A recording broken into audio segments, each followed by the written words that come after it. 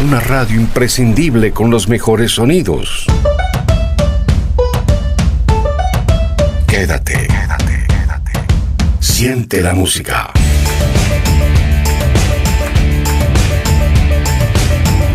GDS Radio Mar del Plata, la radio que nos une. www.gdsradio.com.ar. Buenas noches, amigas y amigos de A las Puertas de Magonia, un viaje a la frontera de lo imaginal. Les habla Carlos Matos. Nuevamente nos encontramos con Luis Pacheco del CIFO Rosario. Vamos a hablar acerca de este grupo de gran influencia en la década de los 90 y posteriormente también. Buenas noches, Luis, ¿cómo estás? ¿Qué tal? ¿Cómo estás, Carlos? Un saludo otra vez a la audiencia, a Guillermo, a todos los que nos escuchan en este muy lindo programa y dinámico, diría yo, que toca todos temas diversos que son muy interesantes. Dejamos en la década de los 80 y la proyección hacia los 90. ¿Qué pasaba en materia ufológica a principios de los 90 acá en el país? Bueno, en el principio de los 90 nosotros habíamos hablado, en la anterior charla de la FAESE, que era la que agrupaba a todas las agrupaciones investigadores de todo el país, ¿no? Un hecho histórico que en ningún país se repitió, ni antes ni después. En la decadencia de FAESE, su último gran congreso fue en la ciudad de San Lorenzo en el año 91. Sucesivamente surge la RAU, la Red Argentina. Claro, porque fue posterior a la creación de la RAU, ¿no? O sea, la RAU surge el 23 de junio del 91 y el Congreso de San Lorenzo creo que es unos meses después. Es unos meses, justamente en diciembre. En diciembre. Y bueno, justamente la Red Argentina de Omnilogía tiene otras cosas distintas a la de FAESE y algunas cosas muy similares. Por ejemplo, la RAU es una red de información en general, donde todavía la idea es tratar de comunicarse, que es medio trabadito ahí, continuamente entre los investigadores.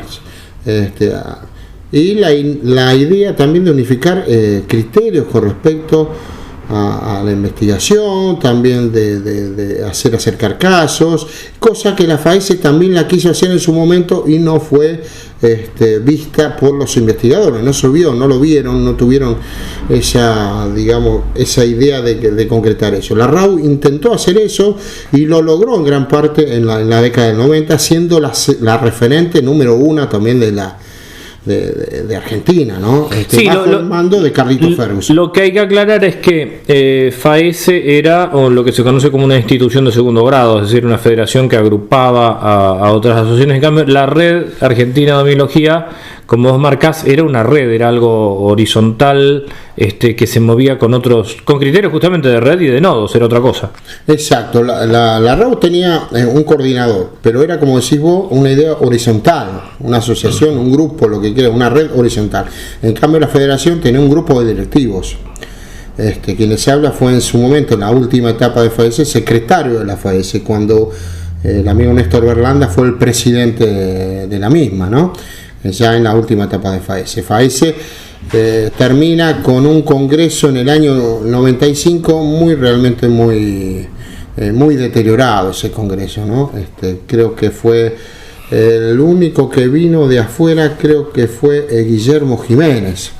Nosotros habíamos venido justamente de un congreso de RAU en el 95 y a los días, si no me equivoco, estuvo el congreso de la FAESE, así que coincidía prácticamente, es en ese año 95. Y entonces, este es el panorama así planteado de la desaparición de una de las de la federación más importante que existió, porque fue a nivel nacional. Vos decís que fue un caso único en el mundo, porque bueno, en Estados Unidos hay muchas asociaciones, muchas federaciones, pero en Argentina había una única federación que agrupaba a las asociaciones. En medio de todo esto es que hay un replanteo también del pensamiento ufológico y contábamos en el programa pasado que lo que después se llamaría el CIFO empezó a cobrar forma a principios del 91 más o menos. ¿Cómo es que surge esta idea embrionaria del círculo de investigadores del fenómeno OVNI en Rosario? Bueno, antes de eso voy a hacer una aclaración porque me olvidé, creo, en el programa pasado, que como dijiste vos, no existe a nivel mundial una federación que agrupe a todos los miembros y investigadores y grupos a nivel mundial, que agrupe todo el país. Tal es así que con el año 82, con la visita de Joseph Allen Hynek a Rosario, surge la idea con otros investigadores extranjeros que estaban en ese momento, como Will Smith y Virgilio Sánchez Osejo, de crear la AMU, Asociación Mundial de Ufólogos, que lamentablemente queda trunca con el fallecimiento de Hynek. En este marco, creo que expliqué algo ya en el anterior programa, cómo fue surgiendo la idea de crear el CIFO, que eran los 3 jóvenes que se nos acercaron. Sí, lo expliqué eso, 3 jóvenes que nos acercaron, que hablamos justamente de conformar una agrupación donde se unificaran los criterios de los viejos investigadores, entre comillas, con los nobles investigadores. Esas primeras reuniones se llevan a cabo en bares del lugar, hasta que se concreta la reunión definitiva, si no mal recuerdo, de unificación, y donde se hace el nombre y se crea el nombre de CIFO Rosario, donde aquí también es todo horizontal. No hay un representante que maneje el círculo, sino todos tomamos las decisiones a nivel grupal. Por eso es un círculo, justamente. Y allí se conforma a nivel año 92, se consolida eso con investigadores para recordar a la gente quiénes pueden ser y quiénes están ahora, que serían Juan Acevedo, Néstor Berlanda, quien les habla, Luis Pacheco, estaba en el primer momento Luis Reynoso, Diego Viegas, Juan Marcelo Encalada, Andrés Torres. Después se va a sumar, también está Fabián López, después se va a sumar Darío López, y vamos a integrar a Carlitos Matos, justamente, posteriormente, en el año 93 creo. 93, sí. 93, y casi a mitad de los 90, en que integramos al recordado antropólogo Sarasola, quien le encantaba la temática que nosotros estábamos trabajando. Sí, fue realmente un acontecimiento importante. Carlos Martínez Sarasola, conocido por publicaciones como Nuestros Paisanos los Indios, que fue recuerdo un libro que influyó muchísimo ese año, donde había una especie de vuelta a la cuestión latinoamericana, y parecía increíble que una persona de la talla de Carlos Martínez Sarasola se sumara a un grupo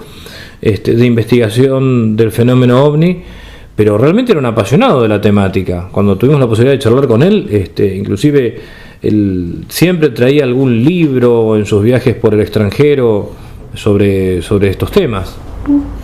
Claro, incluso él estaba encantado con la hipótesis que teníamos al respecto, que la generaron en su momento el amigo Juan Acevedo, que era la hipótesis DAT, ¿no? Cuando decíamos que el fenómeno OVNI se alejaba del punto de vista extraterrestre, que había otra cosa para observar y para ver, y que DAT era aquello que nada y poco sabemos. Y entonces decíamos que el fenómeno OVNI, como lo recordábamos, no como OVNI, sino como fenómeno OVNI, era algo que no podíamos determinar qué era en su momento, ¿no? Y hasta el día de la fecha, ¿no?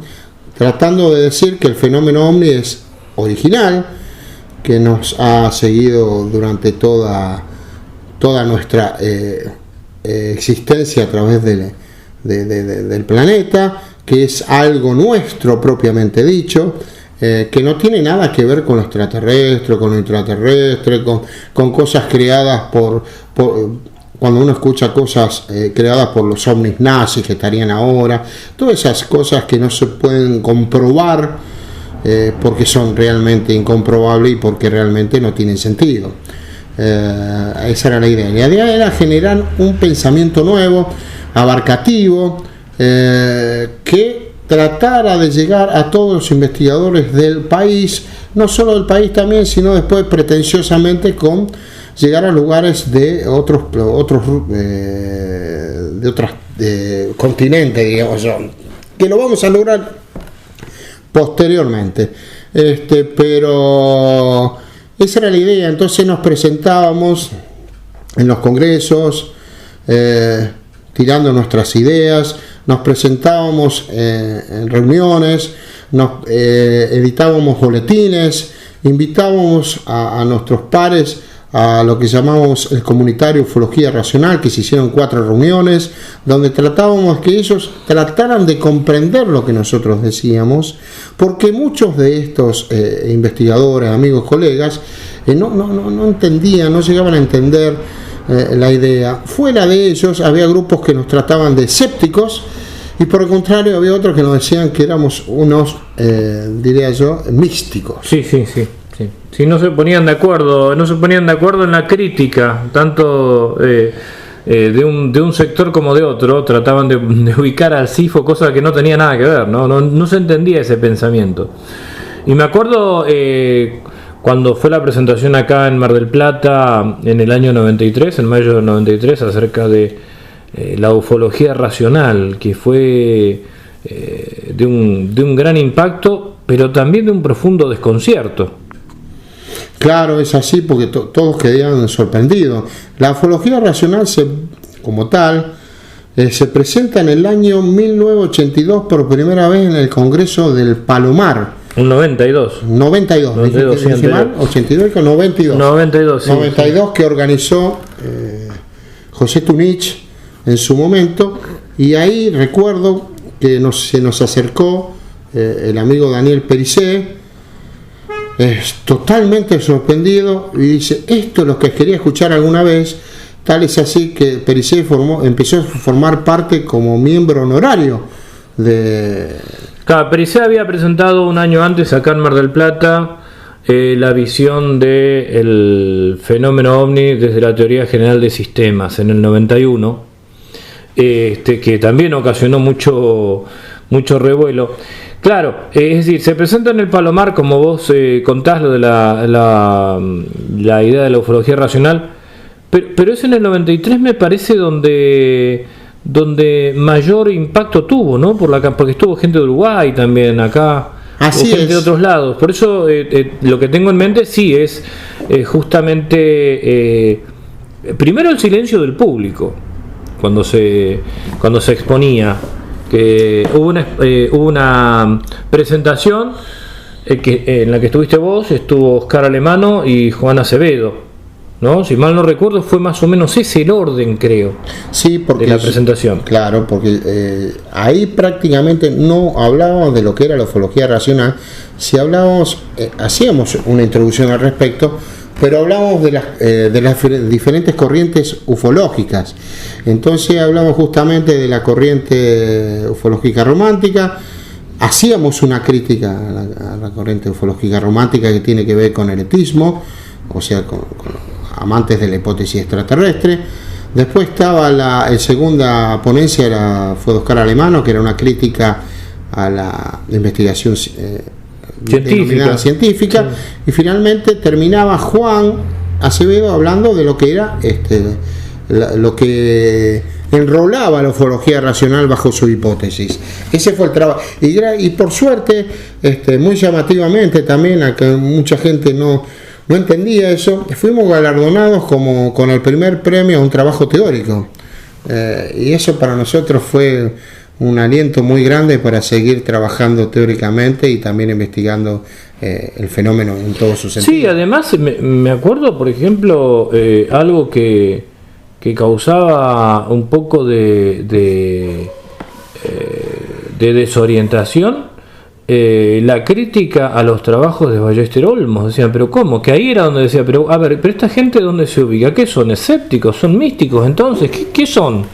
O sea, lo cual también marca el nivel de prejuicios cuando las personas, en lugar de parar la pelota y detenernos a escuchar de qué se trata, ya empezamos a elaborar respuestas a lo que no estamos entendiendo, ¿no? Porque por un lado cuando se criticaba algunas posiciones románticas, que creo que vos arrancaste con esa parte, sí. Ahí decían, bueno, evidentemente son personas que están encuadrados dentro de lo científico, y después Alemano salió cuestionando a Ballester Olmos. Bueno, entonces ¿dónde está esta gente? Y después ya cuando terminó Juan Acevedo con la hipótesis DAT, me acuerdo de eso, de cuando nos levantamos en el intervalo, los comentarios eran totalmente contradictorios. Claro, porque empezamos, como vos dijiste, así, pero Juan terminaba dando una vuelta de tuerca a todo eso, y con la hipótesis quedaba claro que no éramos ni místicos ni escépticos, sino que te presentaba una nueva visión del fenómeno, que era lo que querían que nuestros colegas en ese momento entendieran y nos escucharan y trataran de entender. Pero para nosotros sabíamos que en ese momento era muy pretencioso que nuestros colegas empezaran a escuchar estas pautas nuevas de investigación, ¿no? Fíjate vos que costó muchísimo y eran muy pocos hasta fines del 2000, cuando el CIFO hace su impasse. Fueron muy pocos los investigadores que entendieron, nos comprendieron, que al menos nos acompañaron o que aceptaban nuestras ideas, en realidad en la comunidad ufológica. Muy poca gente. ¿Quiénes se sumaron, que vos recuerdes, en los primeros momentos dentro de la comunidad ufológica? Bueno, mencionaste al capitán de fragata Daniel Pericet. ¿Quiénes más recordás en aquellos instantes que dijeron, a ver, vamos a escuchar a esta gente? A ver de qué se trata. El que se sumó primeramente y con su idea, como diciendo que compartió totalmente, fue Rubén Romano. Después, dentro del comunitario, cuando armamos los comunitarios de ufología racional, nos escucharon muy atentamente todos los investigadores que invitamos. Dentro de los investigadores que estaban, que yo recuerdo, estaba Rubén Morales, Claudio Misca. En su momento estuvo Alejandro Agostinelli, que siempre tuvo una línea crítica hacia nosotros. Estaba el amigo Juan Failá, estaba el amigo que recién conocimos ahí personalmente, a Roncoroni, uno de los viejos investigadores. Estaba la CIU, que la CIU para nosotros en su momento había sido una referente dentro de la investigación del tema OVNI. Esas son la gente que yo recuerdo que estaban, perdónenme si me olvido alguno, pero esa era la gente que nosotros compartía más o menos las ideas. Sí, y desde luego, perdóname Carlos, no quiero olvidar el apoyo que siempre nos dio Carlitos Ferguson en cada presentación que hacíamos. A eso quería ir yo también, porque me acuerdo que en el primer comunitario Carlos no había viajado, no había podido viajar, no había podido estar presente. Sin embargo, siempre manifestó su apoyo. Y Roncoroni creo que estuvo en el primero, ¿no? Cuando se hizo ahí en la casa de ¿el comunitario? Fue sí. En el primero no fue en el... ¿O en el segundo? En el segundo fue, o en el tercero, no recuerdo. En la casa de Gurú, en el segundo. En la casa de Rubén Morales. Sí, yo de eso me acuerdo que fue ahí, pero no... Incluso él quedó sorprendido y nos dijo en su momento que todo lo que podía hacer y ayudarnos en lo que sea computación y todo eso, porque él se dedicaba a eso, nos iba a dar una mano, y después lamentablemente al poco tiempo falleció, o sea que no pudimos seguir comunicándonos con él. Y nos llamó la atención como una persona como Roncoroni, que catalogado de escéptico, línea dura con el tema OVNI y todo eso, nos haya escuchado y se haya sorprendido, ¿no? Porque en realidad a mí me parece, es algo contrafáctico, no lo vamos a poder conversar obviamente con Roncoroni, sería imposible, pero me parece que la línea dura de Roncoroni y su escepticismo apuntaba más a la ET, a la hipótesis extraterrestre, obviamente, no al fenómeno en sí como tal. Sí, aparte recordemos que ellos son los primeros que traen a través de la SIU lo que se llama también la psicología social. Sí, la hipótesis psicosocial que venía de Francia. Que también nosotros criticamos muy duramente, ¿no? Con nuestras posturas de una crítica racional a la ufología científica. Porque se quedaban en eso, no iban más allá. Y nosotros dijimos, no, está bien, pero tienen que ir más allá. Pero otra de las cosas que tampoco se entendió en su momento, que nosotros criticábamos la idea y los pensamientos de ese momento, pero rescatábamos las cosas buenas que se habían hecho dentro de la ufología romántica, dentro de la ufología científica, y que había que utilizar las partes memorables, mejores y todo eso. No se descartaba eso.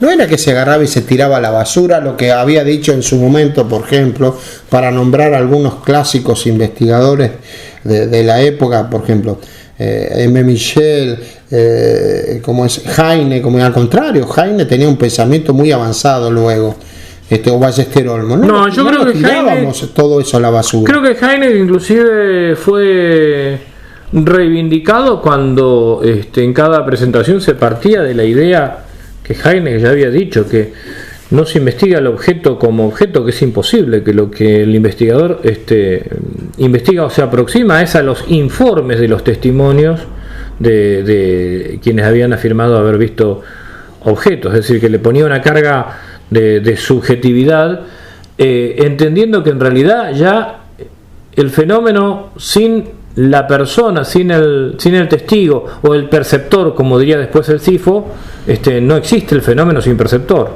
Claro.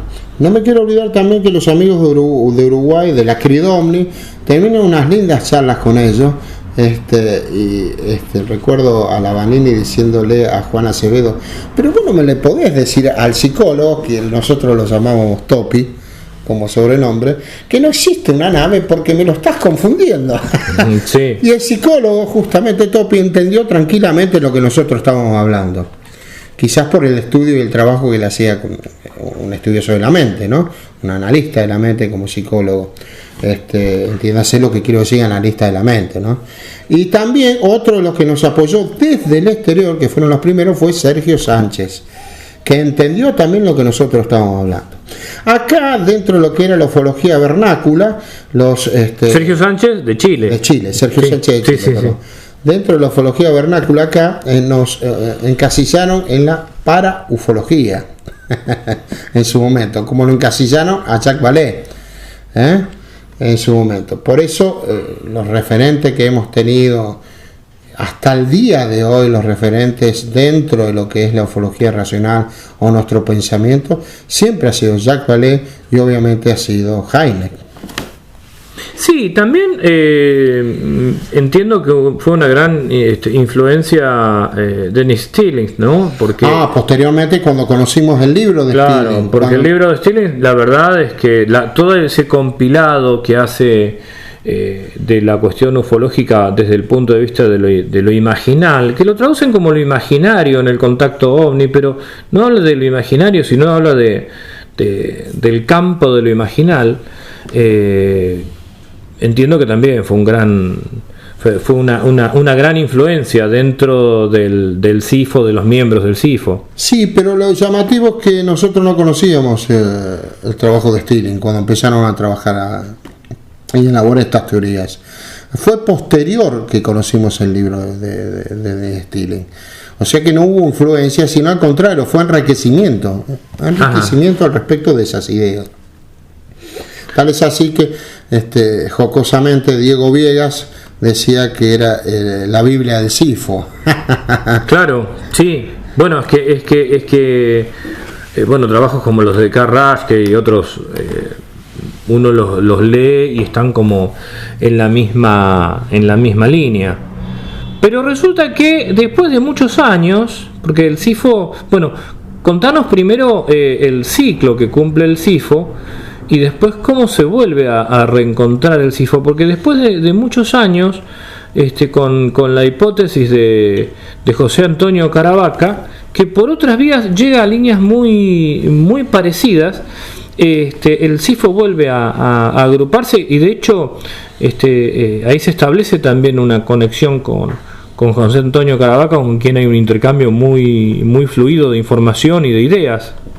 Bueno, el CIFO, digamos que llega a estábamos cansados, vamos a hablar en plural, estábamos cansados de ver que nuestras ideas no llegaban al puerto, como diríamos, y dijimos, bueno, hasta acá llegamos, tenemos que dar un paso de avanzada, la comunidad ufológica ya nos queda chica, el tema ufológico ya nos queda chico, porque se quedaba encerrado todo ahí, no había avance, y dijimos, bueno, hasta acá llegamos. Tal es así que muchos de nosotros nos dedicamos a otras cuestiones, otros se dedicaron al estudio de otras también posturas muy lindas, grupos muy lindos que armaron como Mesa Verde o como Torongo Huasi, que vos me dirás, explicar a los oyentes más o menos qué sería eso, para que tengan una idea. Sí, para más o menos ver por dónde fueron rumbeando los distintos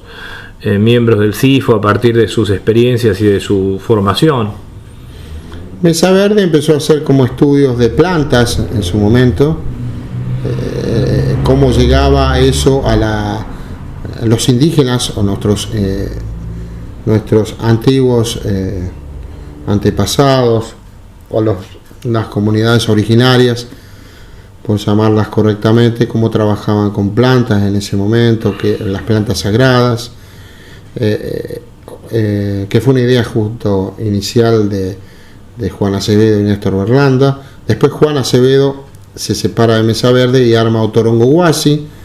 Hoy Mesa Verde está regido por Diego Viegas y Néstor Berlanda, y Otorongo Huasi hace un trabajo más de terreno, más de campo, también trabajando junto con sus pares, entre comillas pares, comunidad o la comunidad originaria, que han hecho trabajos muy interesantes en Catamarca, pero también sigue el estudio de plantas. Tal es así que hay, quien quiera verlo, están las páginas de las dos, de Otorongo Huasi y de Mesa Verde, y ahí van a poder seguir los diferentes aspectos. Pero en el 2000, antes de separarnos, o prácticamente de separado el grupo, o haber terminado ese ciclo, diría yo, más que separarnos, se edita en el año 2000 el libro realizado por el Néstor Berlanda y Juan Acevedo, llamado Los Extraños, donde es el primer libro a nivel nacional que toca el tema de las abducciones. Es tan relevante ese libro que hoy se ha editado en España, así que es muy, como verán, vamos a ir llegando a lo que dijo el amigo acá Carlito con respecto a qué pasa después con el CIFO, ¿no? Bueno, ahí llegamos a esa época del 2000, donde esos años donde cada uno de nosotros estaba trabajando en cosas diferentes, y en un momento en el año, si no me equivoco, 2018, tenemos una charla con Néstor. Obviamente nosotros nos encontrábamos y nos veíamos más allá de que la agrupación no estaba funcionando a full. Ya estaba desaparecida la fundación, pero el círculo, digamos, estaba desaparecido. Pero en el 2018 nos empezamos a enterar que existe, 2018, 2019, corregimos, Carlos. No, en el 18, el encuentro fue en agosto del 18, o sea que se empezó a principios de 2018 a gestar esto mediante, bueno, ustedes se veían ahí en Rosario, tanto Juan como yo estábamos lejos a través de WhatsApp, y Darío, que tampoco estaba en Rosario, pero y se concreta la reunión, me acuerdo que fue el 18 de agosto de 2018 en Rosario. Claro. La idea surge a través de Néstor, que empieza a ver que hay alguien en España que está trabajando ideas muy similares a nosotros, que era nuestro amigo Caravaca. Nosotros salimos entonces a ver qué pasaba y creamos CIFO, el legado, ¿no? CIFO el legado, ¿para qué? Para juntar todas nuestras charlas, todas nuestras conferencias, todos nuestros escritos, y publicarlo en un libro para decirle a la gente, esto que está acá lo trabajamos en todos los años, en todo el año, en la década del 90, perdón. toda la década del 90 trabajamos esto. Y hoy lo que se está presentando es casi muy parecido a lo nuestro, 30 años después. Pasaron 30 años para que seamos reconocidos en diferentes ámbitos. En esa charla que tenemos con Néstor decidimos llamar a los que se quieran unir al grupo, así que se unieron Fabián López, Juan Acevedo, Carlos Matos, Darío López, Diego Viegas, Carlos Matos y quien les habla, Luis Pacheco. Esos son los que quedamos del CIFO Rosario y conformamos CIFO El Legado. Nuestra primera presentación, que fue realmente maravillosa, fue en el Café Ufológico de Rosario, en el año, Carlitos. Ahí sí, 2019, cuando ya estaba, cuando se editó el libro, el primer volumen. Cuando se editó el libro del primer volumen. Y fue realmente... Creo que fue el 17 o el 16 de noviembre, creo que fue el 16 de noviembre del 19. Hace poco, en términos actuales muy poco, porque ya encima después vino la pandemia en el 20 y ahí es como que se detuvieron las cosas también, ¿no? Hay como 2 años medios perdidos en cierto modo, pero se trabajó rápido, porque después de esa reunión, que fue como una especie de retiro espiritual, en la que estuvimos 2 días y pico debatiendo, charlando, y que salió el libro, ya en el 2019 se presentó. Y a partir de ahí es que vino también el contacto con José Antonio Caravaca. Así es, hicimos contacto con José Antonio Caravaca y a través de ese contacto se pudo realizar contacto a través de en España, y pudieron los amigos Juan y Néstor editar el libro, como dijimos antes, de los extraños. Y a su vez, en toda esta época fueron editándose diferentes libros de diferente índole por parte de Juan Acevedo, que habla de las plantas maestras, por parte de Néstor Berlanda, que justamente edita y es conocido a nivel, yo diría, mundial por el trabajo de análisis de la abducción de Juan Pérez, donde edita su libro, que también es editado en España, y que se hace la película, en su momento, Carlitos, la película era... Porque el libro era Detrás de la Niebla, ¿no? Detrás de la Niebla. Sí, Detrás de la Niebla. La película fue Detrás de la Niebla. La película. Y también, en todo ese tiempo también tenemos a Diego Viegas, que edita Los Espíritus del Aire. Sí, exactamente. Y otros títulos más de los que hemos hablado con Diego, y que aprovechamos también para comentar que vamos a entrevistarlo a Diego acerca de sus últimos libros. En próximos programas vamos a tenerlo a Diego también. Claro, y Mesa Verde también edita un libro muy grande referido a la ayahuasca, ¿no? De las plantas maestras y todo eso, junto con Néstor Berlanda. Eso lo editan los dos también. Y como dice, hay más. Y hay un librito que está dando vuelta, como empezamos allá del año 89 al 91, que era una conferencia mía, y se transformó en un libro que se llama justamente el nombre que tenía el libro, Mercaderes de la Fe, que está en algún momento para editarse y ya está perfectamente. Está ahí, está en la gatera, como dirían. Claro. Ya terminado y actualizado, pero que en su momento no pudo salir, y ahora en tiempo de pandemia tampoco, pero estamos viendo a ver si lo podemos editar, ¿no? Vamos a ver qué pasa. Bueno, el CIFO El Legado sigue trabajando hoy día está tratando de armar el segundo volumen de nuestro libro, justamente CIFO El Legado 2, y veremos qué ocurre este año, a ver si podemos terminar de editarlo, ¿no? Es decir, que el CIFO Rosario ha marcado una ruptura, una continuidad, porque mantuvo la vigencia de la cuestión ufológica, pero una ruptura con lo que se venía tratando hasta ese momento. ¿Y cuál es el futuro? Es una pregunta un poco ambiciosa, pero ¿tiene futuro la ufología? ¿O cuál es el futuro de la ufología, digamos, en Argentina en principio? Bueno, si vemos la ufología como la comunidad ufológica, no hay futuro. Hay un retroceso terrible y solo investigadores aislados trabajan correctamente dentro del tema OVNI, ¿no? Sigue hablándose de lo mismo de hace 50, creo que lo dije en el anterior programa, de hace 50 años atrás. Grupos setistas, se sigue trabajando de la misma forma, no hay una evolución, se sigue hablando de las conspiraciones, de que el gobierno oculta todo, es una cosa realmente tan trillada y tan reiterativa. Nosotros lo podemos, cualquiera es un influencer, entre comillas, un youtuber. Diría yo, que te arma un programa de cualquier barbaridad,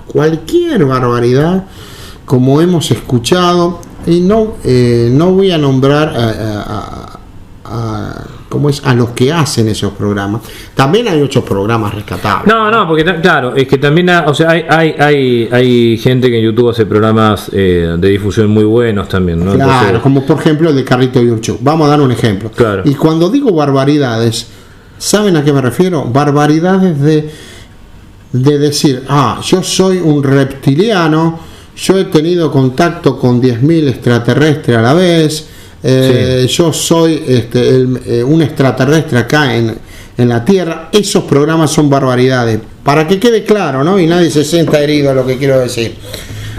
Y los simposios y congresos que se hacían a pulmones allá por los 70, por los 80, por los 90, simposios lo hacíamos nosotros cuando éramos chicos, que llamábamos a los investigadores amigos para que hagamos una reunión y presentemos nuestro trabajo y veíamos en qué estaba cada uno. Recordemos que en esa época lo único que nos contactábamos era con cartas. Entonces se hacía una reunión de 2 días, cada uno presentaba un caso o hablaba de tal o tal cosa, nos juntábamos a comer, a tomar algo. Después vinieron los congresos, los grandes congresos de la FAES, después los grandes simposios o congresos también de la RAO, donde ya se hacía más grande. Pero eso después, lo último que se hizo realmente fueron los comunitarios de ufología racional, en los 90, junto con los congresos de RAO. Luego de eso, creo que RAO hay un par de reuniones en el 2001, en el 2003, donde asistimos, y creo que hay 2 años más que se hace algo de RAO, pero ya le ocurre lo mismo a RAO que le pasó a FAES. Empieza el término de ya no ser lo mismo que era en sus mejores momentos. En la década del 2000 se empieza a trabajar de una forma distinta. Comienzan a generarse ya después del 2010, si no me equivoco, Carlos, los primeros cafés ufológicos. Creo que sí, eso inclusive ya quedamos con Rubén Morales, me parece que fue Río 54, si mal no recuerdo, fue el primer café claro. Ufológico de Argentina, y el segundo café ufológico, un año después, fue el Rosario Omnivar. Esos fueron los 2 primeros cafés ufológicos fundadores, a raíz de una idea del amigo francés, que se me escapa ahora el nombre, que fue uno de los inventores del café ufológico en Francia, que en realidad no eran café ufológicos, sino que eran cenas. Eran cenas, las cenas ufológicas. Sí, que Rubén muchas veces comentó, Rubén Morales muchas veces contó el tema de las cenas ufológicas y cómo fue que la idea de la cena ufológica consiguieron trasladarla acá a la Argentina bajo la forma del café, ¿no? Como un punto de encuentro para... Claro, ya no estábamos hablando de congresos, sino ni de simposios, sino de reuniones de gente afín al tema OVNI, donde cada uno hablaba libremente de lo que quería. Uno hablaba de los contactos, otro hablaba del tema OVNI en general, se tocaban todos esos temas de actualidad. Pero sí, obviamente como si fuera un lugar, un café, justamente se llama así, café, donde cada uno charlaba de estos temas. Hasta el día de hoy siguen sucediendo diferentes cafés ufológicos a nivel nacional.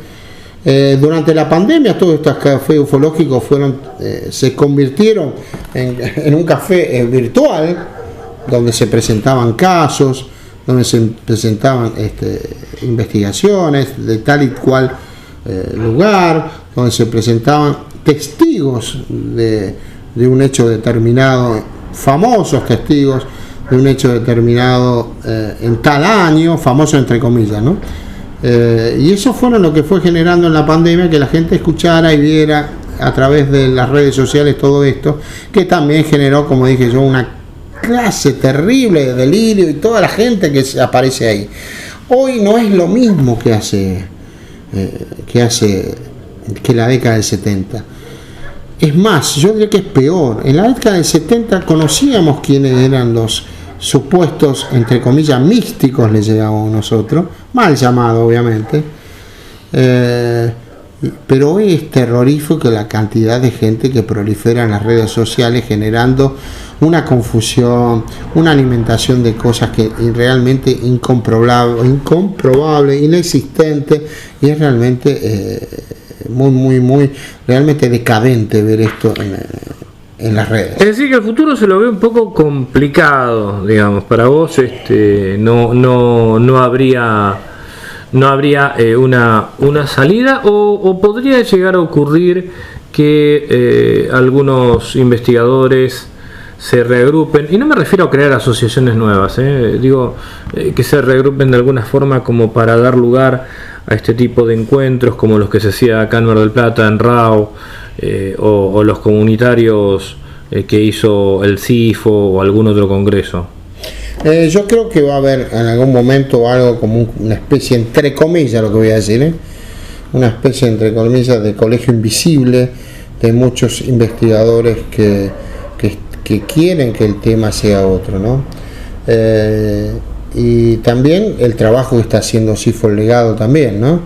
Y otra gente que nos estamos conectando muy seria a través de diferentes medios para ver cómo seguimos tocando este tema tan apasionante.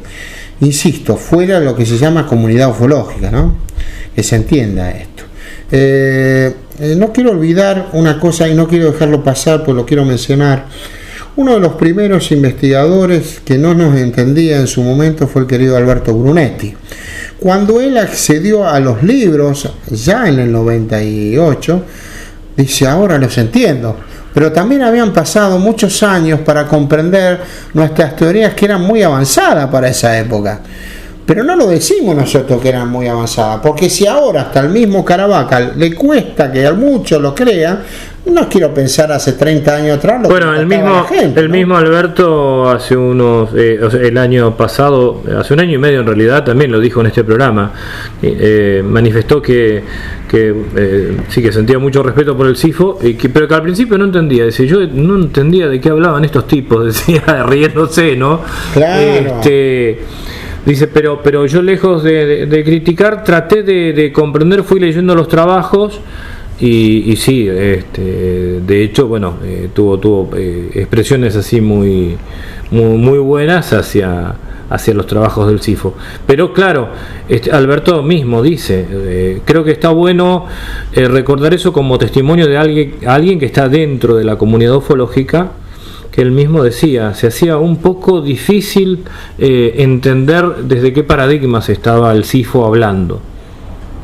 Claro, es así, y eso resultaba, salvo aquellos que tenían un poco más de lectura, como con respecto a Vallée, por ejemplo, podían entender un poco más lo que nosotros estábamos hablando. Tal es así que, por ejemplo, Rubén Romano o Pericé entendían justamente, sin desmerecer a los demás investigadores, ¿no? No, okay. es que por ejemplo, Alberto obviamente que conocía a Vallée, pero iba más por otra cuestión, ¿no? Por la cuestión estadística, que está muy bien, porque además es necesaria, por ahí por otras hipótesis. Pero lo importante de esto es, entiendo yo, ¿no? El punto de encuentro entre las diferentes corrientes, las diferentes tendencias, como en el caso que estamos mencionando, tanto de Alberto o con el mismo Carlos Ferguson, gente que con los que uno viene conversando estas cosas, y este tema de José Antonio Caravaca, que fue muy importante, me parece, el encuentro con José Antonio, porque al principio decíamos, pero yo mismo lo dije, digo, pero ¿qué está poniendo Caravaca? Es como las teorías nuestras incompletas, o sea, cuando él habla de la teoría de la distorsión, habla del agente externo y demás. Y realmente después de leer los trabajos de Caravaca, muy interesantes, muy importantes para el mundo de habla hispana, y ver qué cerca que estamos también, que a pesar de la diferencia de tiempos. Sí, realmente estamos muy cercanos, y él llamativamente, obviamente, no leyó nada de nosotros. Cuando él se enteró de esto, lo primero que hizo fue comunicarse también con nosotros, y hasta el día de hoy dice que nosotros fuimos unos pioneros en el trabajo que se hacía en ese momento, y eso para nosotros es un halago, porque también es un reconocimiento a nuestra labor, ¿no? A lo que trabajamos, a lo que luchamos para tratar de que conocieran nuestra idea y para tratar de que nuestros amigos, nuestros colegas entendiéramos qué queríamos hacer. Y como dije en un momento, todas las herramientas son válidas, porque todos los aspectos, por ejemplo, de análisis estadístico, nos pueden servir también para otros aspectos que debemos analizar. Nada se debe descartar. Sí, hasta la misma ortotecnia, ¿no? Hasta la misma ortotecnia que me acuerdo que Juan hablaba, o sea, por ahí no se trataba de aplicarla como la aplicaba el creador, Michel.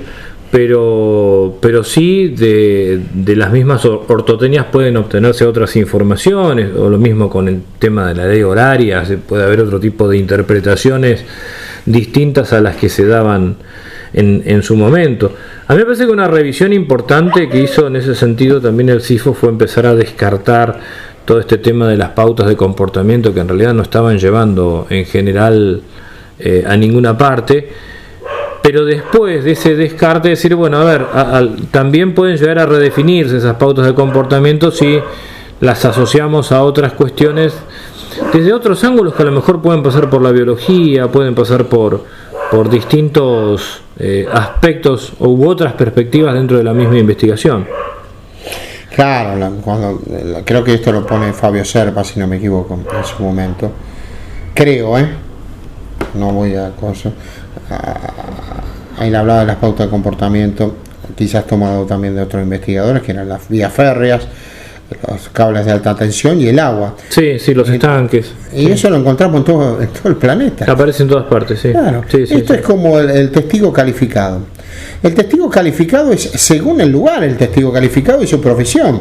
Porque un testigo calificado puede ser un campesino. ¿Por qué? Porque está en su ámbito y claro, podemos ver que él puede ser justamente el que nos dé la pauta de ese ámbito donde labura.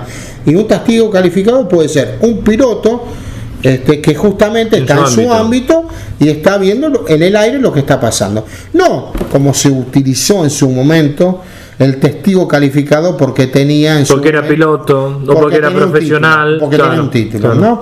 O como se está hablando ahora, no, porque la gente de la CIA, porque la gente del FBI. ¿Qué me interesa quién sea la gente del FBI y de la CIA que tuvieron contactos con algo? ¿A quién le importa eso? Nosotros somos ufólogos que no somos dependientes del exterior. Eso me hace acordar al año 91, cuando se hablaba de las conspiraciones, del Magic 12, de los grises. ¿Te acuerdas, Carlos? Sí. ¿Te acuerdas que hablábamos justamente de eso, los extraterrestres? No, bueno, pero lo de las conspiraciones a fines de los 90 era comprensible o comprendido, no justificable, ¿no? De ninguna manera, pero digo, tenía que ver con un fin de ciclo, con esta cuestión de los brotes milenaristas que han ocurrido cuando se marca una etapa como un fin de milenio. Sí, pero también se hablaba de ocultamiento del gobierno en la década de 60. Sí, eso es verdad, pero la característica demoníaca, ¿te acordás? Que se atribuía a la cuestión del fenómeno, hubo como un rebrote muy fuerte, me acuerdo, en la década de los 90, que después se diluyó. Llegamos al año 2000, 2001, pasó el milenio, el mundo no reventó y bueno, todo eso pseudo apocalíptico terminó desvaneciéndose. Así es.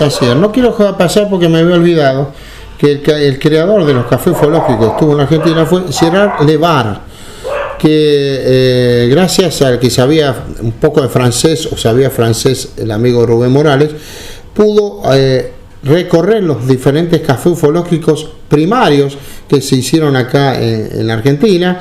Estuvo en Rosario, en su momento, donde tratamos de entender más o menos lo que el amigo Gerard Levar nos explicaba. Yo un poco de francés conocía, pero obviamente escuchándolo a él entendía el 50%. Y bueno, y nos traducía justamente Rubén Morales. No quería dejar pasar porque se me había pasado el nombre y ahora lo recordé, quién fue el creador de los cafés ufológicos. Bueno, Luis, estamos al final del programa. Quedan estos minutos para que vos agregues lo que creas conveniente. Tenemos, como pasa en esta época de pandemia, tenemos el marco de los perros del barrio que están acá ladrando, que seguramente nuestros oyentes van a escuchar a los amigos. Bueno, entonces quedan estos minutos, Luis, para que puedas agregar lo que consideres que no hemos mencionado todavía.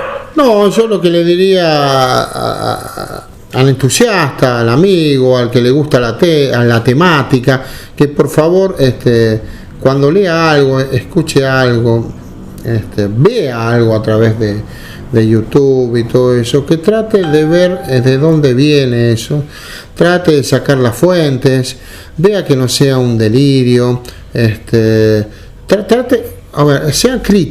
sea crítico con lo que está escuchando y con lo que está viendo, porque está plagado de esto, de farsantes, está plagado de gente que está mal, porque hay gente que está mal y lo vemos en las redes. Hay gente que habla de los seres cangrejianos en el sur de nuestro país. Hay gente que le da una catalogación de todos los seres que nos vienen a visitar de diferentes partes del planeta, cuando todavía es incomprobable la hipótesis extraterrestre. Está hablando de los mensajes que le dan, que han cambiado los mensajes ahora.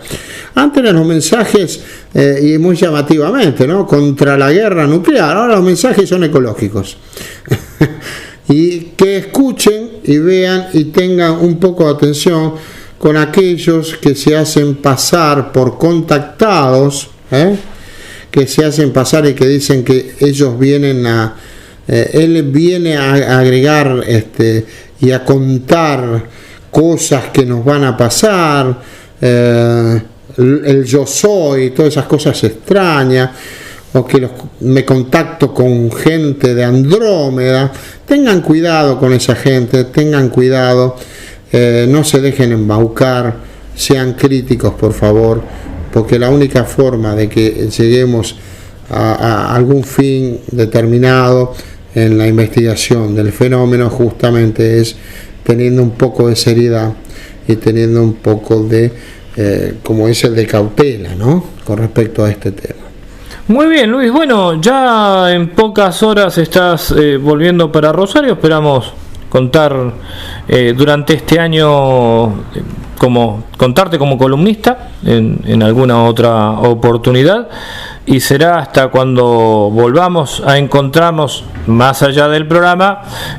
Personalmente seguramente será, si todo se cumple como creemos, cerca del mes de noviembre, pero de eso vamos a hablar en otra oportunidad. Gracias, como siempre, un gusto.